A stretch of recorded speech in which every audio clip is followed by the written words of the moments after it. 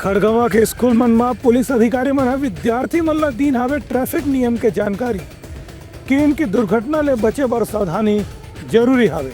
मनेन्द्रगढ़ सिरविधि भरतपुर जिला के खड़गवा में स्कूली विद्यार्थी मन ला आज यातायात के नियम के बारे में जानकारी देगी। राष्ट्रीय सड़क सुरक्षा माह के तहत कार्यक्रम के आयोजन करेगी से इनमें खड़गवा चौकी के प्रभारी अधिकारी योगेंद्र जायसवाल ओंकर समूह के सदस्य अधिकारी मन भी हायर सेकेंडरी स्कूल बोझा खड़गवा के शिक्षक और विद्यार्थी मंडा यातायात के नियम से परिचित कराएंगे। इनकी दुर्घटना से बचाव पर हर वाहन चालक ला यातायात के नियम के पालन करना जरूरी है। संगे संग यातायात के संकेत का भी समझना आवश्यक है। चौकी प्रभारी डहाले स्कूल के कर्मचारी और बच्चा मन से प्रश्न भी पूछेगी जेकर से मन ला यातायात की कतका जानकारी है एकर बारे में भी एक निरीक्षण हो सके। संगे संग पुलिस अधिकारी मन के कहना से कि लोगन मन ला सड़क पार करे और बायां या दायां मुड़े के समय विशेष रूप से ट्रैफिक के नियम पालन करना चाहिए ताकि दुर्घटना से बचाव करे जा सके। Bureau report Uttarakhand news.